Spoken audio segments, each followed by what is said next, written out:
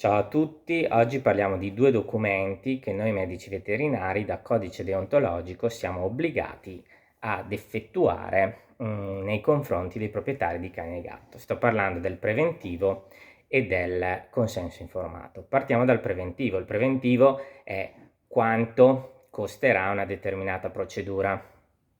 Quindi, prima di effettuare una determinata procedura, il proprietario è essenziale che sappia quanto costerà, in modo tale che possa decidere di accettare o meno il preventivo, decidere di andare magari da un'altra parte, eseguire quel tipo di procedura, oppure semplicemente non volerla fare.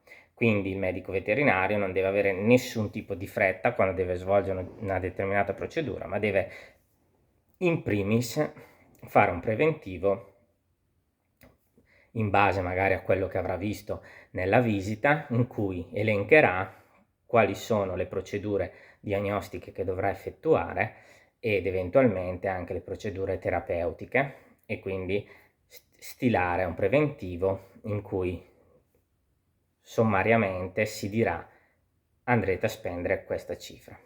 In Italia, se non mi sbaglio, il preventivo che viene effettuato, questo non solo in medicina veterinaria ma proprio in generale, qualsiasi preventivo può essere aumentato del 30%. Quindi ricordatevi sempre che quando firmate un preventivo, la spesa che voi potenzialmente potreste andare a spendere potrebbe essere maggiorata del 30%. È molto importante questo saperlo. Io in generale quando faccio i preventivi tendenzialmente cerco di farli corretti in modo tale che non ci siano poi discussioni post. È sempre, dal mio punto di vista, questa cosa della legge che può essere aumentata del 30% è molto sempre motivo magari di discussione, anche quando magari chiedo io un preventivo per qualche lavoro, sarebbe molto più corretto che il preventivo fosse già alto, comprensivo di quel 30%, in modo tale che al massimo so che spendo quella cifra e magari spendo di meno, però tendenzialmente l'ideale sarebbe cercare per correttezza di fare il preventivo più corretto possibile. A volte non è possibile, però tendenzialmente siamo sempre nell'ambito che bisogna essere chiari, perché ogni motivo di discussione chiaramente non aiuta nel nostro lavoro lo svolgimento corretto e anche senza problemi del nostro lavoro. Quindi dal mio punto di vista essere più chiari possibili nel prezzo è sempre stato apprezzato dalla parte dei miei clienti, perché fondamentalmente sanno quello che devono spendere e finito lì. Non è che faccio un preventivo da 200 euro, 300 euro e poi si trovano al 30% di sovrapprezzo.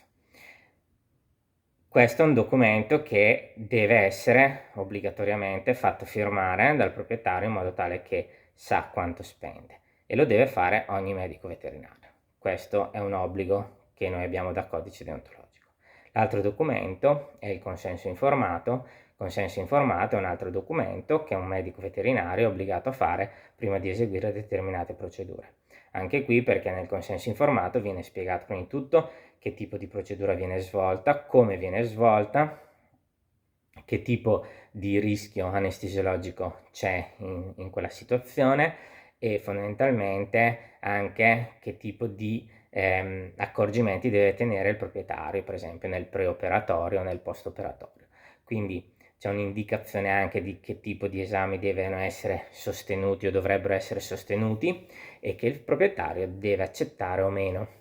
In quel caso lì poi si fa firmare e fondamentalmente si può procedere. Anche questo è un documento obbligatorio.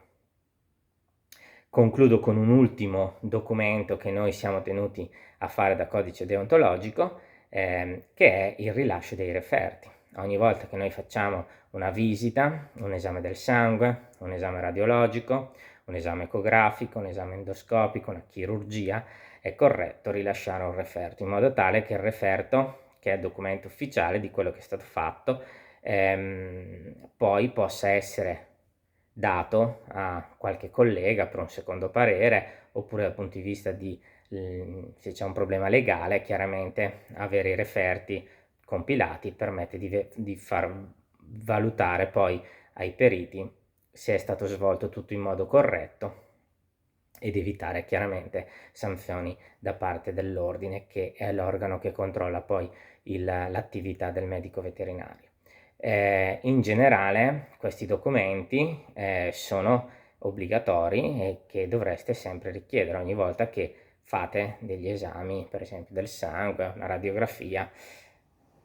Anche la visita ovviamente a un referto deve essere rilasciato, perché chiaramente, vi spiego in parole povere, in teoria quando io rilascio un referto di una visita in cui magari consiglio degli esami o invio, essendo io un ambulatorio, quindi invio in una clinica perché il cane necessita di ricovero o di urgenza nelle indagini diagnostiche, in quel caso lì tecnicamente il collega che riceve non dovrebbe rifare la visita, ma dovrebbe poi partire dalla visita e seguire poi l'iter diagnostico. Stessa cosa quando fate degli esami del sangue, a meno che veramente gli esami del sangue siano carenti, però tecnicamente non dovrebbero rifare gli esami del sangue.